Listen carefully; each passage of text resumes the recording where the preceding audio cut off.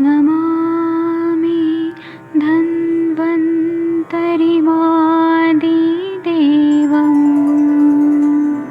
सुरासुरैर्वन्दितपादपद्मं लोके जरारुभयमृत्युनाशं दातारमीशं विविधौषधीनां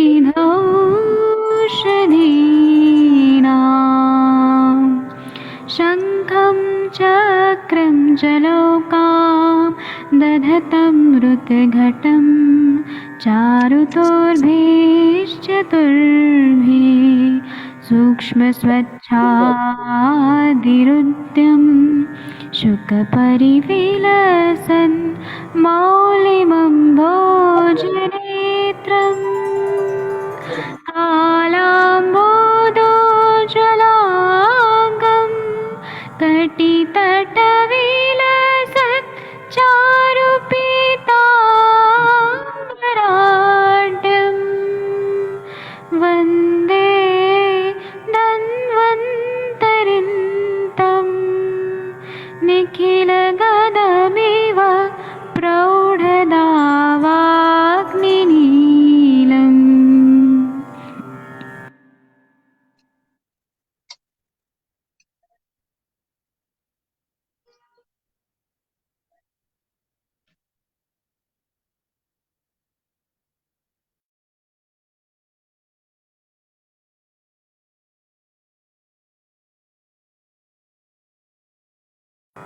नमामि धन्वन्तरिमादिदेवं सुरासुरैर्वन्दितपादपद्मं लोके जरारुभयमृत्युनाशं दातारमीशं विविधौषधीनां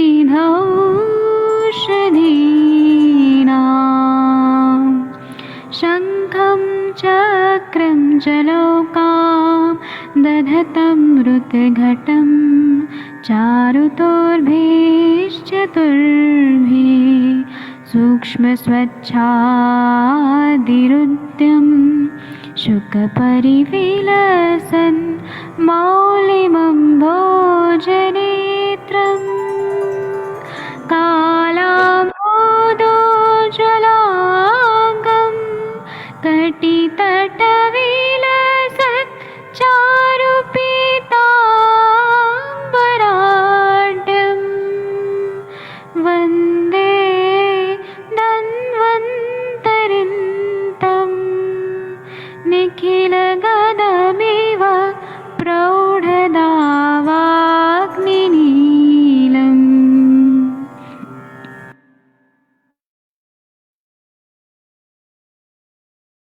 प्रणाम सभी लोगों को। मैं वैद्य अरविंद पाठक आप सभी लोगों का स्वागत करता हूं। आइए, आज हम लोग सुश्रुत संहिता का जो शारीरिक स्थान है उसका तीसरा अध्याय पढ़ रहे हैं। हम पीछे भी पढ़ेंगे, ऐसा मत सोचिए दूसरा अध्याय भी पढ़ने वाले हैं, हम सब पढ़ेंगे, लेकिन हमको अभी तीसरा अध्याय पढ़ना है। तो इसका कुछ श्लोक हो गए हैं। अभी हम लोगों ने कौन सा पढ़ा है एक बार देखते हैं। अभी हमने चतुर्थ मास तक वाला पढ़ा है। 16वां नंबर का जो श्लोक है ये पढ़ना है। हमारी ग्रुप की सबसे इंटेलिजेंट डॉक्टर है डॉक्टर मोना गायकवाड़ मैम। आप अगर पढ़ना चाहें तो पढ़ सकते हैं मैम। एक मिनट अनम्यूट करने का मैं ऑप्शन देता हूँ, एक मिनट रुक जाइए। हाँ, डॉक्टर मोनाली गायकवाड़ मैम, अगर आप सुन पा रही हैं तो अनम्यूट करिए मैम। मेरी आवाज जा रही है? अगर आप तक नहीं जा रही है तो वीना मैम आप पढ़ेंगी 16 नंबर का श्लोक। हाँ सर, पढ़ती हूँ। आप पढ़िए मैम। 16 नंबर का। आपके स्क्रीन पे दिख रहा है भवंती छात्र। एक मिनट, मैं सभी लोगों को कंचन मैम की बेटी को अच्छे मार्क्स लाने के लिए बधाई देना चाहता हूँ। कंचन मैम, आपकी बेटी आस्था को बहुत अच्छे मार्क्स मिले, आपको बधाई हो। Thank you sir. Thank you so ah, much. आपको कैसा फील हो रहा है? उनको भी इतने अच्छे मार्क्स, आपको भी इतने अच्छे मार्क्स? मुझे अच्छा लग रहा है सर, क्योंकि दोनों को भी अच्छे मार्क्स मिले हैं और वो काफी खुश है कि चलो एटलीस्ट मतलब 71% आए उसको। मैंने मतलब क्योंकि वो बीमार भी थी बीच में, 1 महीना कम से कम बीमार थी ना उस समय, मम्मी के समय। तो हाँ मुझे लग रहा था कि हाँ थोड़ा रिजल्ट डाउन जाएगा, पर उसने कवर कर लिया सर। उसकी वजह से हम लोग सब हैप्पी है, क्योंकि इतना सब होने के बाद भी वो, एक तो मम्मी भी घर पे थी, सभी चीजें चल रही थी एक साथ, तो हाँ उसने फिर भी वो कवर किया उसके मार्क्स। हाँ, ठीक है ना, अच्छी बात है ना। अभी तो जी सर। थर्ड ईयर आएगा, फोर्थ ईयर आएगा, उसमें और कवर हो जाएगा, सब अच्छा हो जाएगा। जी सर। और उन्होंने आपको क्या बोला जब आपका रिजल्ट देखा तो? उनका क्या रिएक्शन है? पहले तो बोले कि मैं मेरे मार्क्स तेरे से ज्यादा आए बोले। 1% मुझे ज्यादा मिले। मैंने बोला मुझे वही चाहिए कि आपको ज्यादा मिले। हाँ, माँ बेटी में कंपटीशन। कंपटीशन कर लिया उसने। और और कैसा फील होता होगा, घर में दोनों लोग पढ़ रहे हैं? हाँ, अभी मेरे हस्बैंड के ब्लड बैंक में मतलब हम दोनों को अच्छे मार्क्स आए, तो उनका ही मतलब वो सत्कार ही किया उन लोगों ने, सब बुके वुके लाके सब मिठाई वगैरह बांटी। मतलब हम दोनों वहां पे नहीं गए, पर डॉक्टर अमित के हाथ में पूरा बुके और सब गिफ्ट्स वगैरह उनको दिए, कि ताकि वो हमको दे। हमको अभी जस्ट फोटोज भी आए कि ये देखो आप लोगों के लिए मेरा ही सत्कार हुआ बोले। कितना अच्छा हो गया, बहुत कि मजा उनको सबको लग रहा है कि एक फैमिली सपोर्ट जब होता है तभी हाँ कुछ घर में अच्छा होता है। और आया। वो हाँ सही बात है, क्योंकि मेरे साथ भी मेरी बेटी का सपोर्ट, मेरे हस्बैंड का सपोर्ट रहा है, और बेटी के साथ हम दोनों का सपोर्ट तो हमेशा ही रहा है। तो हाँ सबको लगता है कि, इसलिए मुझे लगता है वो सत्कार अच्छा ही हुआ कि हम दोनों से उनका हुआ, क्योंकि सब जिम्मेदारी तो वही उठा रहे हैं, मेरी भी और हाँ। आस्था की भी। तो मुझे अच्छा लगा बल्कि उनको देख के। और मेन बात है कि आपकी मम्मी भी बीमार थी, पापा भी बीमार थे, इतना मतलब निगेटिव कंडीशन में भी आप लोगों ने अच्छा पढ़ाई किया। जी सर, और मम्मी तो बहुत खुश हो गई, क्योंकि उसको उनको लग रहा था कि मेरी वजह से इसकी पढ़ाई नहीं हो रही, पर मैंने ऐसे कभी बताया भी नहीं था, क्योंकि मैं जब वो घर पे आई थी तो सब बुक्स वगैरह ना पूरे कपाट में रख दिए थे। आस्था मुझे रोज बोलती थी, तू पहले रोज पढ़ाई करती थी, मम्मी के सामने क्यों नहीं करी? मैंने बोला उनको अच्छा नहीं लगेगा, क्योंकि उनको लगेगा फिर कि मेरी पढ़ाई उनकी वजह से रुक रही है। मैंने दिखाया ही नहीं था सर कि पूरे बुक्स अंदर डाल के रखे थे मैंने पूरे 1 महीना। जी जी। पर उनको आपने फिर बहुत बाद अच्छा में। किया। जी सर। हाँ, आप ऐसे ही आगे बढ़ते रहिए, अभी 2 साल और निकल जाएगा, आपकी बेटी का भी हो जाएगा एमबीबीएस, आपका भी हो जाएगा, फिर आपका जी अच्छा सर। जॉब लग जाएगा, कोई अच्छे कॉलेज में टीचिंग लाइन में ज्वाइन हो जाएंगी, बहुत अच्छा है। जी सर। हाँ ठीक है, थैंक यू मैम। चलिए वीना मैम आप पढ़िए। सॉरी मैंने आपको इंटरप्ट किया, इसलिए मैं रोक नहीं पाया कंचन मैम को इतना प्रशंसा करने के लिए। हाँ सर। हाँ पढ़। भवन्ति च अत्र इन्द्रियार्थस्तु यान् यान् सा भोक्तुमिच्छति गर्भिणी गर्भाबाधभयात् तस्मान् विषगृह्य दापयेत्। सा प्राप्तदौरुदा पुत्रं जनये गुणान्वितन्। अलब्धदौरुदा गर्भे लभेत् आत्मनि वा भयम्। येषु येषु इन्द्रियार्थेषु दौर्देवै विमानना प्रजायेत् सूतस्य अत्तिः सूतस्य अर्तिः तस्मिन् सूतस्य तस्मिन् तथेन्द्रिये, तस्मिन् तस्मिन् तथि। तस्मिन् तस्मिन् तथेन्द्रिये। हाँ तस्मिन, हाँ न बिंदी ऊपर डाल दिया ना, इसलिए ऐसा लग रहा है, हाँ, तस्मिन तस्मिन तथेन्द्रिय। तस्मिन् हाँ, चलिए मैम आप इसका हिंदी अर्थ बताइए, और अब अर्थ पढ़ के हमें अर्थ बताइए, आपको क्या समझ आया? पद, पद्मों में दौरूद का परिणाम। पद्यों में हाँ पद्यों में दौरूद विमान से हानि गर्भिणी। मैं बुक से पढ़ूं क्या? आप पढ़िए। शब्द स्पर्श रूप रस गंध, इसमें से जो भी गर्भिणी स्त्री चाहती हो गर्भ को पीड़ा न हो, इसलिए इसे लाकर वैद्य को देना चाहिए। दौरूद की प्राप्ति होने से गर्भिणी सद्गुणी पुत्र को पैदा करती है। यदि दौरूद प्राप्त न हो तो तो स्वयं या पुत्र पीड़ित होता है। गर्भावस्था के समय जिन इंद्रियों की पूर्ति न होगी, गर्भ की उन इंद्रियों में पीड़ा या दोष उत्पन्न हो जाता है। हाँ, अभी यहाँ पे शब्द स्पर्श रूप रस गंध है, तो कुछ एग्जाम्पल देखते हैं कि अच्छा सुनने को मन करता है। कोई अगर किसी को पसंद करने लगा अचानक, जैसे बॉलीवुड स्टार्स को पसंद करने लगा, उसकी बात सुनने का मन करता है, तो मतलब शब्द वहां पे। फिर अच्छा हवा चाहिए, अच्छा बगीचा में चाहिए तो स्पर्श, अच्छा चीज देखने को चाहिए तो रूप, अच्छा टेस्ट वाला चीज चाहिए और सुगंधित चीजें चाहिए तो वहां पे। तो इंद्रियार्थों की पूर्ति होना बहुत जरूरी है दौरिदावस्था में। अगर नहीं होगा तो कान से वो सुनना कम हो जाएगा, उसका देखने वाले का प्रॉब्लम होगा, तो चश्मा लगेगा। जो लोग ध्यान नहीं देते हैं ना, उनको ये सारे प्रॉब्लम होते हैं। बच्चों को जन्म लेते ही चश्मा लग जाता है, या फिर उनको सुनने में प्रॉब्लम होती है, इंटेलिजेंस में प्रॉब्लम होती है। तो जो जो इच्छा हो रही है दौरिदावस्था में, वो पूरा होना ही चाहिए। और वो नाटक नहीं होता, ड्रामा नहीं होता, वो सच में होता है। इच्छा होती है, क्योंकि इंद्रिय बन रहे हैं तो वो चीजों की इच्छा होगी। और कुछ आत्मा का खुद का, गर्भ के आत्मा का खुद का गुण होता है कि वो मांगता है कि मुझे ये चाहिए, वो चाहिए, ऐसा चाहिए, वैसा चाहिए, है ना। और ये एक नेचर का प्रोसेस है। ऐसा नहीं है कि गर्भिणी को मन करेगा कि मैं दारू पीऊं, सिगरेट पीऊं, बीड़ी पीऊं। ऐसा बच्चा कभी नहीं मांगेगा, क्योंकि वो पवित्र आत्मा है जो उसके पेट में है। अगर वो माँ पी रही है तो मतलब सिगरेट की तलब उसको है, बच्चा नहीं मांगेगा। ये हमें हमेशा ध्यान में रखना चाहिए, क्योंकि गर्भोपकादगर भाव भी बोला गया है कि गर्भिणी को उल्टा पुल्टा चीज नहीं करना है, दौरिद्रावस्था में बोल के और अपने हस्बैंड को ब्लैकमेल करेगी। कोई भी चीज का गलत चीज नहीं होना चाहिए। जी, विमर्श पढ़िए मैम। हाँ, दौरुद की पूर्ति न होने से गर्भ को तो भय होता ही है, किंतु स्त्री को भी भय रहता है। कान से मनोहर शब्द सुनना, आंखों से अच्छे अच्छे पदार्थों को देखना, जिह्वा से रुचिप्रद भोजन का स्वाद लेना, नाक से सुगंध युक्त द्रव्यों को सूंघना और स्पर्श सुख का अनुभव करना इत्यादि कार्यों की पूर्ति करने से हम अव्यंग। अव्यंग पुत्र होता है और गर्भिणी प्रसन्न रहती है, जिससे दीर्घायु संतति पैदा होती है। जी, बहुत अच्छा पढ़ा आपने मैम। और ये टॉपिक होना चाहिए आयुष दर्पण के प्लेटफॉर्म पे, कि दौरिदावस्था में पंच ज्ञानेंद्रियों के पंच अर्थों के रिलेटेड बहुत सारी इच्छाएं होती हैं, लेकिन वो जेन्यून होना चाहिए, निगेटिव नहीं होना चाहिए। नहीं तो वो बोलेगी कि मैं डांस बार में जाके डांस देखूंगी, या फिर मैं कुछ गलत काम करूंगी, चोरी करूंगी, डकैती करूंगी, या बैंक को लूटूंगी, या मर्डर करूंगी। ये दौरिदावस्था नहीं होती है। अगर वो दौर्विदा है तो वो सात्विक होना चाहिए और वो जेन्यून होना चाहिए। इसको भी ध्यान में रखना है हमें। जी, अभी हम इसकी टीका देखते हैं, टीका लिखी है कि नहीं लिखी है। हाँ, टीका लिखी है इसकी। चलिए, आप पढ़ना चाहेंगे कि किसी और को बोले मैम? संस्कृत की नहीं टीका पढ़ना है। पढ़ती हाँ, पढ़िए। अम, हाँ, पढ़ती हूँ सर। 21 नंबर की हाँ, टीका है।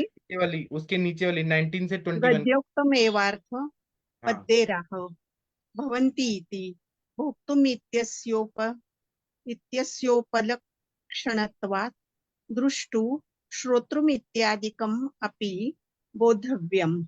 सा प्राप्तेत्यादि लब्ध दौरुदा अग्रात अप्राप्ता अभिलपित पदार्था गर्भे अभिलषित गर्भ पदार्थ, अप्राप्ता अभिलषित पदार्थ, मतलब उसकी इच्छा होती है, अप्राप्ता अभिलाषा कर।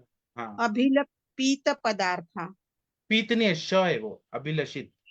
अभिलषित पदार्था गर्भे गर्भ विपये विपय भयलभे विषय विषय। गर्भ गर्भ विषये भयलभे आत्मनि वा आत्मविषये वा भयलभे प्राप्नुयात्।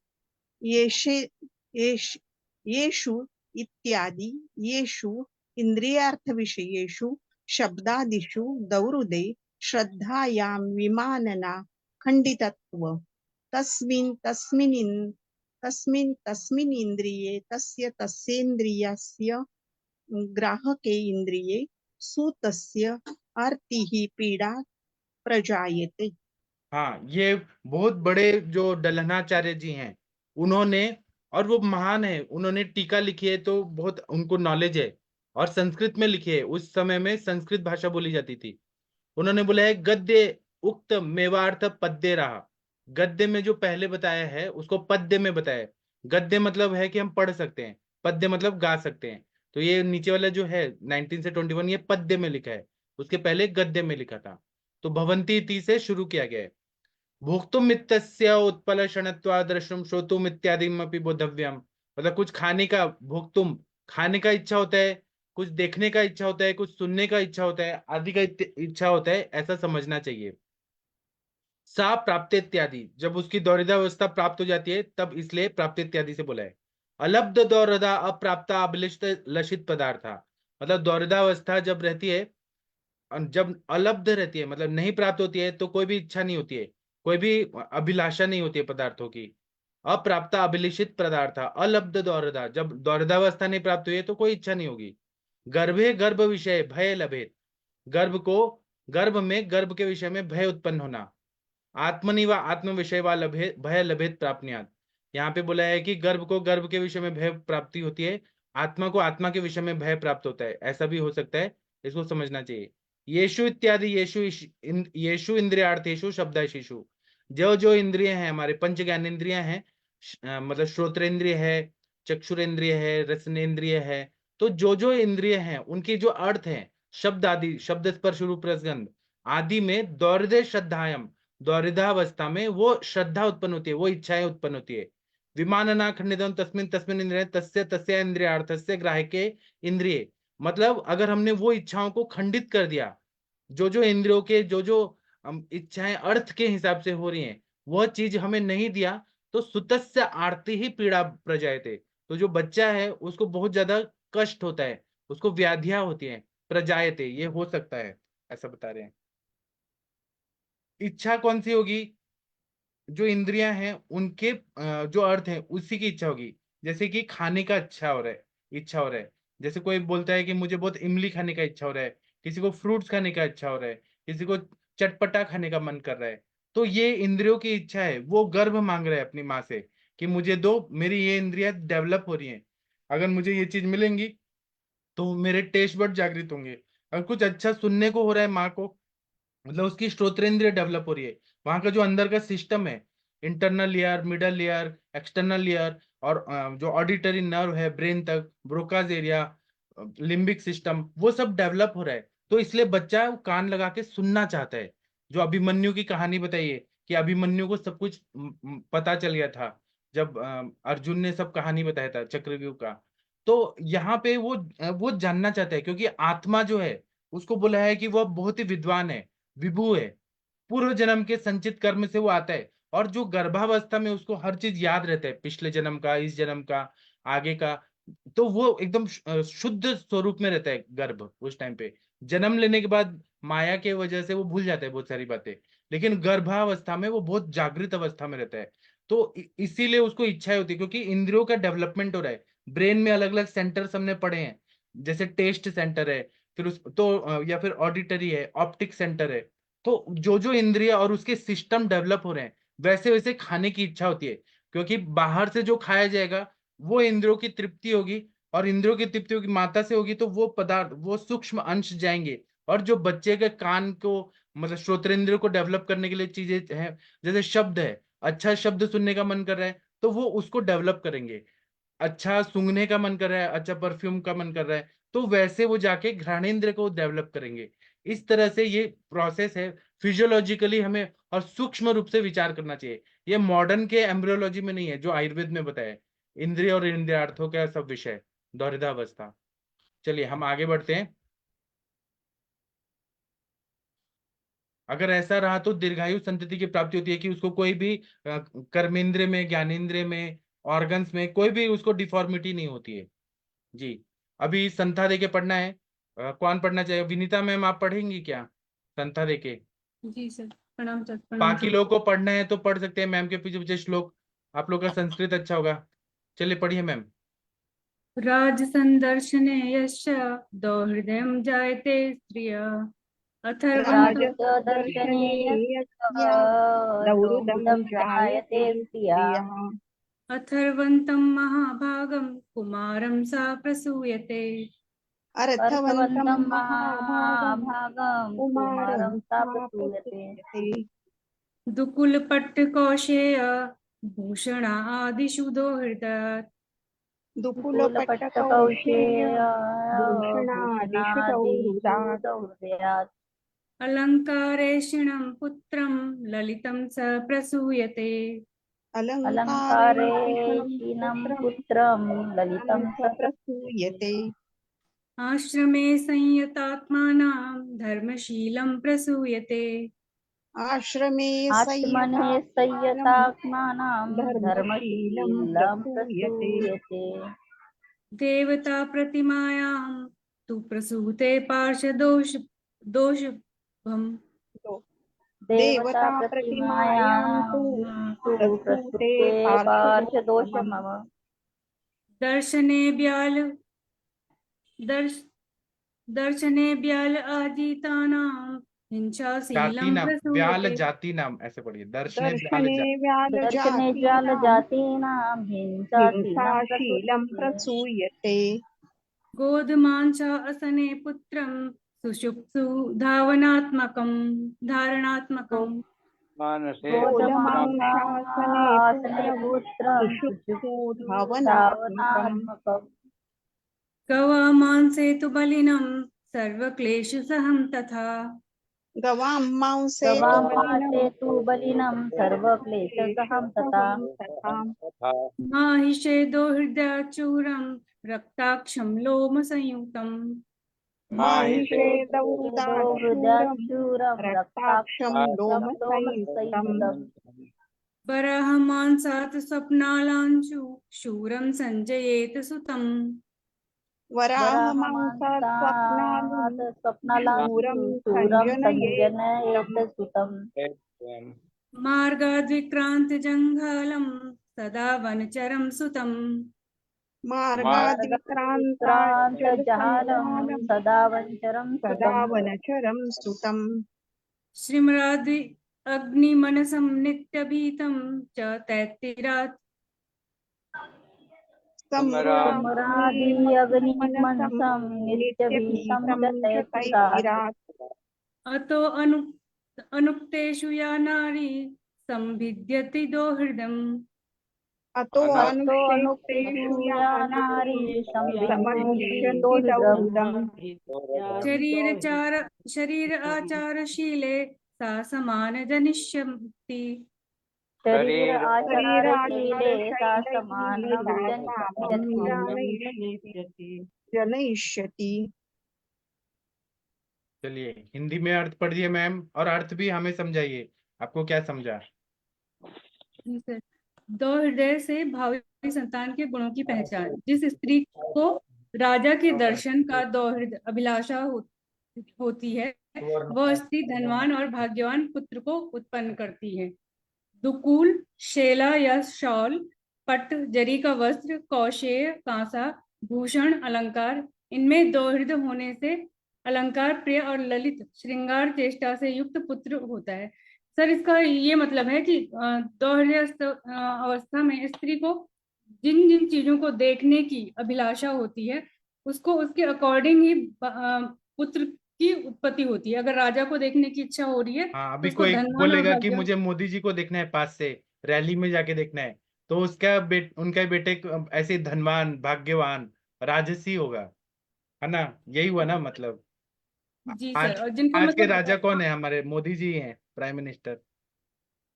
और जिनको आभूषण या अच्छे वस्त्रों को का दोहृदय होता है, उनको मतलब उसी तरह का श्रृंगार प्रिय पुत्र, जिसको मतलब हमेशा सजने धजने में ज्यादा इंटरेस्ट रहता है, उस तरह का पुत्र प्राप्त होता है।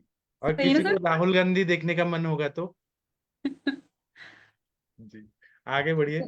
देवताओं की प्रतिमा मूर्ति में दोहृदय होने से पार्षदोपमम देवानुचर तुल्य पुत्र उत्पन्न होता है। अगर किसी को मतलब देवताओं की प्रतिमाओं को देखने का मन करता है, अभी तो जैसे राम जी का मंदिर है, तो राम जी का मूर्ति कितना मनोहर है, तो ऐसे मूर्ति देखने का मन करेगा, तो उसका पुत्र वैसा ही होगा, है ना? भक्ति युक्त होगा। देवानुचर मतलब देवताओं का अनुचर। जी। तपस्वी लोगों के आश्रमों में इच्छा होने से धर्मशील और जितेंद्र पुत्र उत्पन्न करती है। हिंसक जाति के जीवों के दर्शन में इच्छा होने से हिंसाशील दुष्ट प्रकृति वाला पुत्र उत्पन्न होता है। मतलब जिसको आश्रम और तपस्वी लोगों को देखने की इच्छा होगी तो उनका पुत्र धर्मशील होगा और जितेंद्रिय होगा। अगर उनको हिंसक पशुओं को जैसे शेर वगैरह को देखने का मन कर रहा है तो उनका जो पुत्र होगा वो हिंसक प्रवृत्ति का होगा, मतलब उसे मतलब लड़ाई झगड़े में उसका ज्यादा इंटरेस्ट रहेगा। गोधा, गोह के मांस खाने की इच्छा होने से निद्रालु तथा दौड़ने वाला पुत्र होता है। जो स्त्रियां गोह के मांस को खाने की इच्छा रखती हैं उनका पुत्र जो ज्यादा सोने वाला और दौड़ने वाला होता है। गोधा पाठ वेद मतलब के गोह का अनुसार मतलब क्या होता है? वो जो ये रहता है घोरपड़ होता है वही वो ना? सर वेरेनस करके होता है ना, बड़ी सी छिपकली होती है, मॉन्स्टर हाँ लिजर्ड जिसको बोलते हैं, वो गो। हाँ, वो शिवाजी महाराज जो थे ना, वो किला पे चढ़ने के लिए उसको डालते थे। हाँ, वो जहां पे जाती है वहीं पे चिपक जाती है, छोड़ती नहीं है। उसको मतलब वो मराठी में कहते हैं ना कि घोरपड़ बोलते वो हैं। भले उसके प्राण चले जा रहे हैं लेकिन वो छोड़ती नहीं है। तो जी उसको किले विले पे चढ़ने के लिए लोग रस्सी के आगे बांध के चलते थे। जी। गोह जिस प्रकार वस्तु को चिपक कर पकड़ लेती है, सॉरी सर, ये पाठ वेद के अनुसार धारणात्मकम हृदय गृहित वस्तुना नाम मोचकम।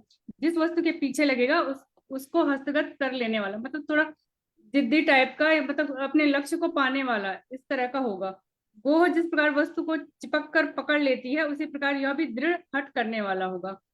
गो शब्द इंद्रियों का वाचक है, अर्थात बकरा भेड़ वगैरह इंद्रिय वाले जानवरों का मांस खाने की इच्छा होने से बलवान और सर्व दुखों को सहन करने वाले पुत्र को उत्पन्न करती है। अगर मतलब ये स्त्री, जो नॉनवेज खाने की इच्छा करते हैं, जैसे बकरीद आएगा, तो लोग जो बकरा भेड़ ये सब खाने की माताएं इच्छा करती हैं, तो उनके बच्चे भी स्ट्रांग होंगे, सभी दुखों को सह लेंगे, यही ना?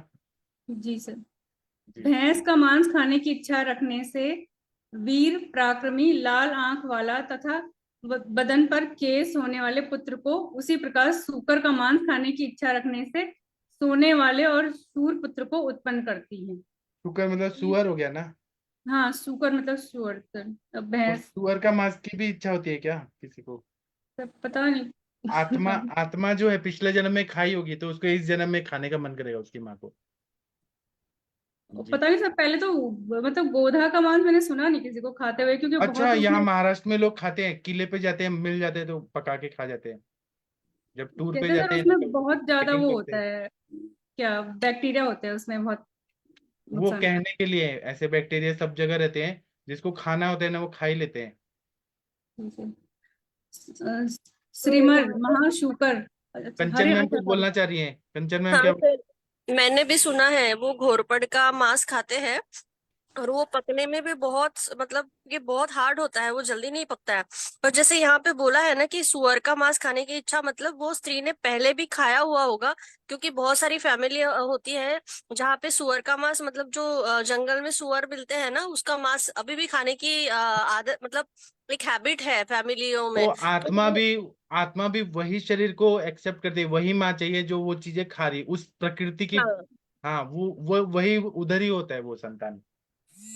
तो मतलब वो, महाराष्ट्र हाँ में रानडुक्कर खाते ही हाँ है, हाँ, वो खाते बहुत हैं लोग खाते हैं। खाते हैं।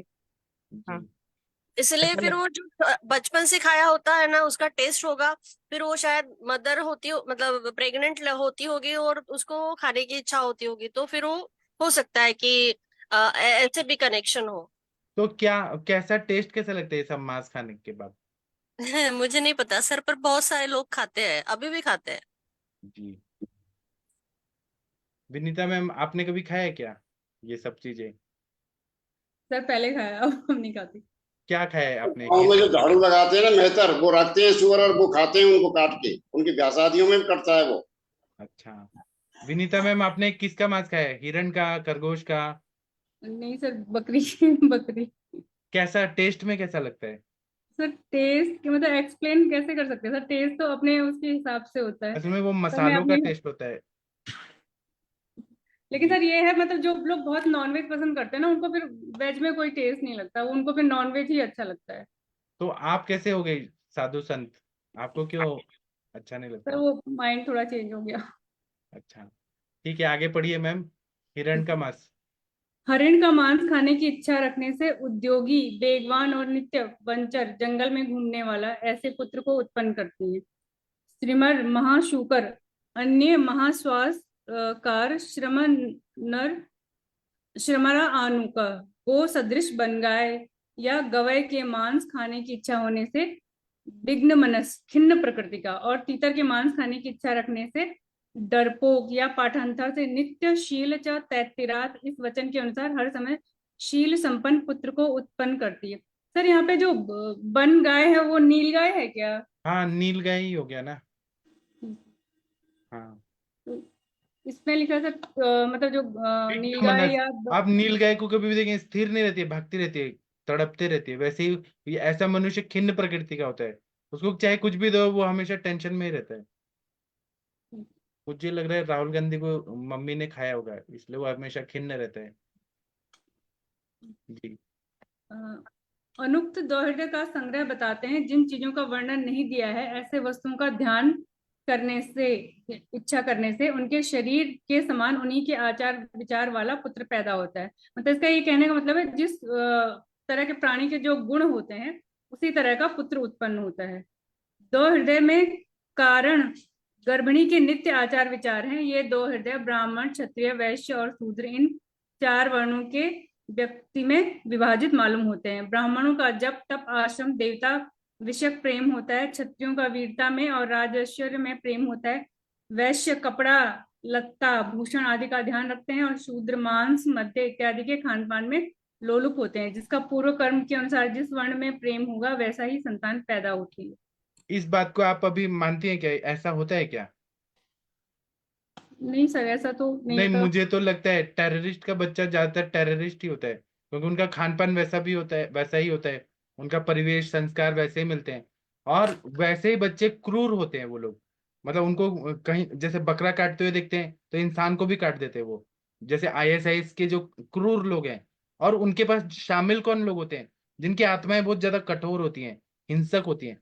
वो लोग ही टेररिस्ट ऑर्गेनाइजेशन में, कोई दुनिया के कहीं पर भी रहे, वो वहां जाके चिपक जाते हैं, मिल जाते हैं। ये जो दौरिदावस्था है ना, ये तो है ही, लेकिन कुछ पूर्व जन्म के संस्कार होते हैं। जो राजसिक है, तामसिक है, सात्विक है, वो वैसे ही घर में जन्म लेता है। इसके कुछ अपवाद हो सकते हैं, जैसे प्रहलाद जैसे लोग हैं, वो हिरण्यकशिपु के घर भी होके भक्त पैदा हुआ। इसके कुछ अपवाद भी हो सकते हैं। जी। आप लोग को कुछ कहना है इस टॉपिक पे? अगर नहीं कहना है तो हम टीका पढ़ते हैं।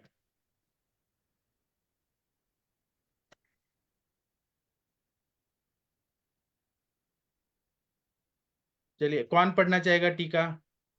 बड़ा टीका है, लेकिन पढ़ना चाहते हैं पढ़ सकते हैं। मनीषा मैम, आप पढ़ना चाहेंगी? कोई भी पढ़ सकता है, कंचन मैम, वीना मैम, कोई भी पढ़िए। पूजा कर रही हूँ मैं, सुन भी रही हूँ। ठीक है। कौन सा है सर? ये 28 के 28? नीचे वाला पढ़ना है, 28 के नीचे वाला।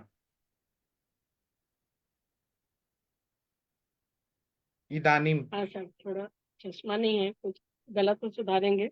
अच्छा, वो आपकी इदानीं गरिमा, दो गरिमा हृदय गुप्ता। विशेष और अच्छा, बाद में बताइए, ये हाँ पढ़। सर, वो अभी वो हाँ उसको मैं बताऊंगी सर। बाद में बताइए, चलिए ये पढ़िए। ठीक है अभी। हाँ जी सर। नवरात्रि की सभी को बहुत सारी शुभकामनाएं, और नवरात्रि में बहुत सारे पाठ करने की हम लोगों को इतना पुण्य फल मिला।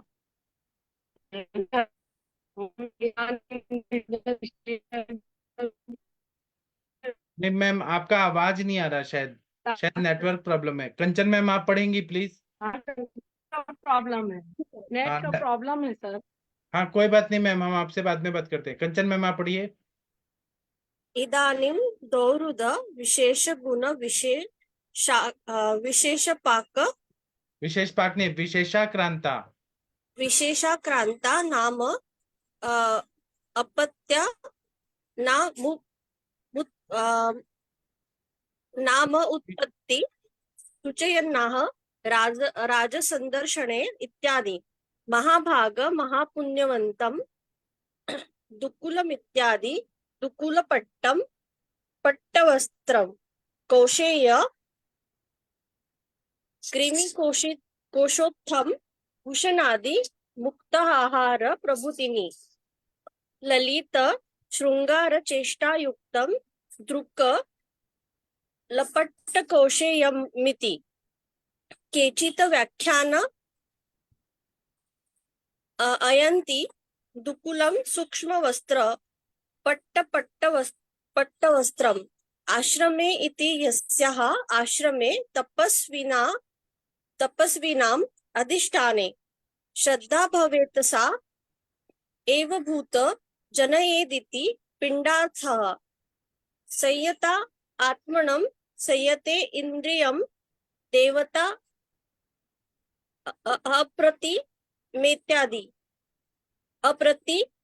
अप्रतिमेत आदि पार्षदोपम इति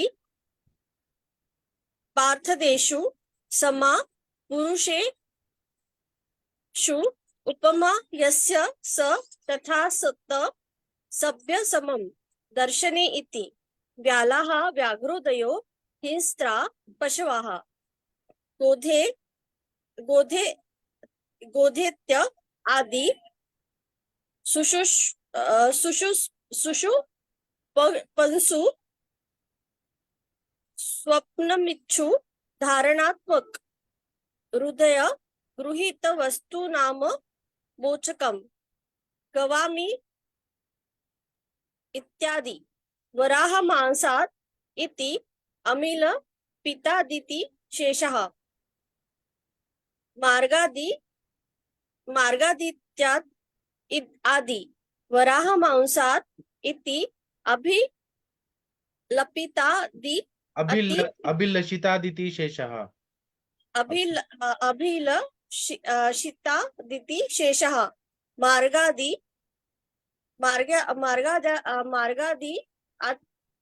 मार्गादित्यात् आदि मार्गात् मृगमांसात् विक्रांतम् उद्योगिनम् जंगाल वेगवंतम सुमरादि अति सुमराः महाशुकराः अन्ये महाश्वाकार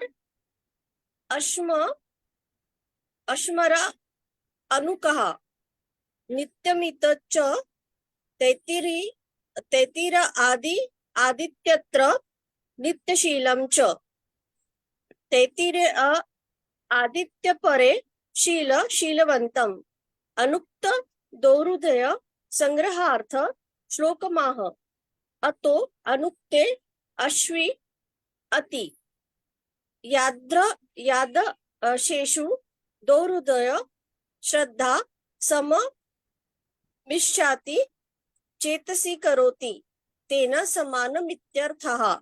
बहुत बढ़िया पढ़ा आपने, लेकिन ना आप ना अर्थ समझने का कोशिश करिए। मैं जब एमडी कर रहा था भारतीय विद्यापीठ में, तो हमारी मैडम लोग इसका अर्थ सही से ही बताने को बोलती थी, नहीं तो डांटती थी। ठीक है, तो ऐसा सोचिए कि हम उस जमाने में जहाँ लोग संस्कृत ही बोलते हैं और कोई लैंग्वेज नहीं बोलते हैं, तब आप पढ़ने का कोशिश करें तो आपको सब चीज अच्छे से समझ आएगा। अब जैसे कि मैं बता रहा हूँ, इदानीम यहाँ पे राज संदर्शने इत्यादि, ये श्लोक की शुरुआत कैसे हुई है आप देखिए। राज संदर्शने 22 का पहला शब्द क्या है? राज संदर्शने। तो इसलिए डल्हनाचार्य जी बोल रहे हैं राज संदर्शने इत्यादि से इसका अर्थ क्या है? इदानीम यहाँ पर दौर्हद विशेषण गुण विशेषाक्रांता नाम अपत्यानाम उत्पत्ति सूचना, मतलब यहाँ पे दौर्हद के विशेष गुण से विशेष रूप से आक्रांत लोग जो हैं, मतलब जो बच्चे हैं, उनकी उत्पत्ति किस तरह से होती है ये सूचना दे रहे हैं। ये कहा है महाभाग महापुण्यवंतम, मतलब जो महाभाग शब्द है उसका मतलब है कि पुण्यवान बच्चों की उत्पत्ति होती है। तो वो अच्छे अच्छे मतलब बातें सुनने का मन करता है, जो पुण्यात्मा और ऋषि मुनियों की बात सुनने का मन करता है माता को, इसलिए महापुण्यवान बच्चे की उत्पत्ति होती है। दुकुल मित्यादि का मतलब है कि दुकुल पट्टम पट्ट वस्त्रम, मतलब यहाँ पे पट्ट वस्त्रम मुझे ऐसा लग रहा है कि अच्छे अच्छे कपड़े पहनने का ऐसा शौकीन होता है। कौशेय मतलब रेशमी वस्त्र, जो कृमि कोशोत्तम, कृमि के कोश से उत्पन्न होता है रेशमी। भूषणानि मुक्ता प्रभृतिनी, और ललित श्रृंगार चेष्टा युक्तम, मतलब अगर किसी को राजा और राजसिक चीजें देखने का मन कर रहा है, ऐसे अपने चक्षुर इंद्रिय से मन कर रहा है, इसका मतलब वो है कि रेशमी वस्त्र पहनने का शौकीन होगा, उसको अच्छे कपड़े पहनने का शौक होगा, उसको आभूषण पहनने का शौक होगा। मुक्ताहार मतलब मोतियों का माला पहनने का इच्छा होगा। श्रृंगार चेष्टा युक्तम, अगर लड़की होगी तो वो बहुत ज्यादा श्रृंगार करने की इच्छा रखेगी। पुरुष होगा वो भी आजकल लोग पहनते हैं ना गोल्ड का वो आभूषण पहन के घूमते हैं, हाथ में गले में, तो ऐसे बच्चों की वैसी इच्छाएं होती है। दुकुल पट्ट कौशमिति केचित व्याख्यन्ते दुकुल सूक्ष्म वस्त्र पट्ट वस्त्रम। दुकुल का मतलब यह है रेशमी वस्त्र, कुछ लोग दुकुल मतलब सूक्ष्म वस्त्र बोलते हैं, या पट्ट वस्त्रम जो गले पे ऐसे पहनना जाता था, वो उसको समझना चाहिए। आश्मे इति यस्य आश्मे तपस्विनाम अधिष्ठान श्रद्धा भवेत् स एव भूता जनयति पिंडार्थ। मतलब आश्रम में जाने का मन कर रहा है कोई ऋषि मुनि का, तो वहां पे पहले के जमाने में आश्रम होते थे, इसलिए इन्होंने ये लिखा है। तो तपस्वियों के पास अधिष्ठान में श्रद्धा उत्पन्न हो रही है, तो वैसा ही संतान की जन्य दीति, वैसे ही संतान की उत्पत्ति होगी। संयतात्मनम सत्येंद्रियम, मतलब संयत आत्मनम मतलब इंद्रियों पे विजय प्राप्त करने का ऐसा इच्छा हो रही है, तो वैसा ही संतान होगा। देवता प्रतिमा इत्यादि, देवताओं की प्रतिभा देखने का मन कर रहा है, जैसे कि कोई सोमनाथ भगवान के दर्शन को जा रहा है, कोई ज्योतिर्लिंग देखने को जा रहा है, कोई द्वारकाधीश मंदिर में जा रहा है, कोई जगन्नाथपुरी में जा रहा है, कोई केदारनाथ जा रहा है, वैसी इच्छा अगर हो रही है माँ को, तो देवता के प्रतिमाओं को देख के वो बहुत ज्यादा अट्रैक्ट हो रहे हैं। तो वैसे ही बच्चे होते हैं जो देवता जैसे होते हैं। उसी तरह से पार्षदों में पार्षदेशु सभापुरेशु, मतलब जहाँ पे कॉन्फ्रेंस वगैरह होता था मंत्री लोगों का, वहां अगर जाने का हो रहा है, तो सभा पुरुषेशु, सभा में जो लोग हैं उस वैसे सभ्य लोगों को देखने की इच्छा होती है, दर्शनेति। किसी को व्याला व्याघ्र हिंस्र पशुआ, मतलब बहुत हिंसा करने वाले प्राणियों की इच्छा हो रही है, तो बच्चा भी हिंसा करने वाला होगा। गोधित्यादि से बोल रहे हैं, गोधा मतलब गोह, मतलब जो घोरपड़ होता है, उसको अगर खाने का मन कर रहा है, तो सुषुप्तम वो सोने वाला होगा, और सप्तवतुम मतलब सोने वाला होगा, और धारणात्मक कोई भी चीज को धारण कर लिया, हृदय ग्रहित वचना वस्तुनाम मोचकम, मन में ऐसे ठान लिया कि मुझे यही चीज चाहिए, तो वही चीज के लिए वो जिद करेगा, हठी स्वभाव का होगा अगर घोरपड़ खाने की इच्छा हो रही है तो। और मैडम ने सही बताया, कंचन मैम ने, कि पहले खाया हुआ रहता है माँ ने, और वही चीज खाने का मन करता है। जिसने कभी कुछ खाया नहीं, किसी ने इडली खाया नहीं, उसको अचानक इडली खाने की इच्छा थोड़ी ना होगी, पहले माँ ने खाया हुआ है, और उसकी संतान भी वही आत्मा वैसे ही आई है, और उसको वही चीज खाने का मन कर रहा है। मार्गाद इत्यादि, मार्गाद मृग मांसात, मार्गादि मतलब मृग में जलने वाले मृग की इच्छा हो रही है, तो अगर ऐसा कोई खाता है, तो विक्रांत उद्योगिना मतलब बहुत मेहनत करने वाला, और जंगाल खाने की इच्छा हो रही है, तो मतलब जो गीदड़ वगैरह खाने का हो रहा है, तो वो बहुत ज्यादा वेगवान रहेगा, ऐसे संतान भी बहुत वेगवान रहेगा और दृढ़ रहेगा और बहुत मेहनती रहेगा। सम्रादिता सम्रा महाशुक्रा, सम्रादिता का मतलब है कि महासुअर जो रहता है, और अन्य महाश्वाकार चमरा शुनका, मतलब सुअर के अलग अलग टाइप बता रहे हैं। और नित्य भीचर तैतरीयातिर, तीतर का मांस खाने का होगा, तो वो हमेशा डरपोक टाइप का होगा। नित्य शीलम च तैतरीयादित्य परे शील शीलवंतम, वो शीलवान भी होगा, डिसिप्लिन भी होगा उसको, लेकिन वो डरपोक भी होगा थोड़ा। इसी तरह से अनुक्त दौरहत संग्रहार्थम, जो यहाँ पे नहीं कहे अनुक्त है, उसमें बोल रहे हैं अतो अनुक्तेष्विति। अब यहाँ पे अनुक्त बातें बताई गई हैं, वो आपको खुद समझना है। यादृशेषु दौरत श्रद्धा समभिद्याति चेतसी करोति तीन समान वितरता, मतलब जो दौरत को जिस चीज में श्रद्धा हो रही है, जो मन चेतसी मतलब मन की इच्छा हो रही है, वो यहाँ पे समान अर्थ समझना चाहिए। अनुक्त चीजें यहाँ जो नहीं कही गई हैं, वो आप लोग सोचिए।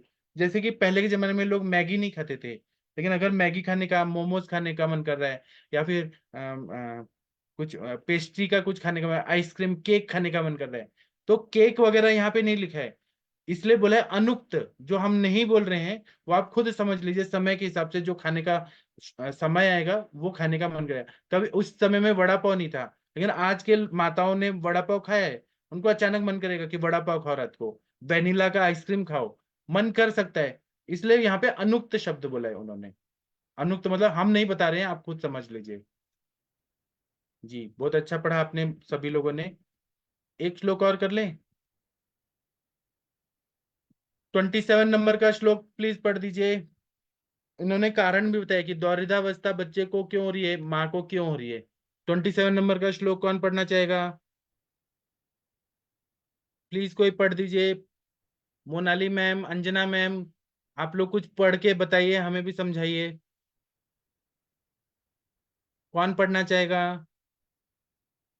कंचन ma'am, Veena ma'am, Vinita ma'am, कोई पढ़िए प्लीज। पढ़ देती हूँ सर मैं। हाँ। कर्मणा चोदितं जंतो भवितव्यम पुनर्भवेत् यथा तथा देवयोगा दोहृदयम जनयेद वृद्धि। दो हृदय के कारण पूर्व जन्म के कर्म के अनुसार गर्भ में पैदा होने पर जैसा उसका भवितव्य होता है, देवयोग से मन में उसी प्रकार के दोहृद की आकांक्षा उत्पन्न होती है। विमर्श, देव और कर्म इनकी संगति बराबर चलती आती है। कर्म के ऊपर देव निर्भर करता है और देव के अनुसार कर्म चलते हैं। ये दोनों गाड़ी के चक्र है। जिस प्रकार पक्षी बिना पंख के उड़ नहीं सकते, वैसे ही प्राणियों के जीवन में कर्म और देव ये दो पंखों के समान है।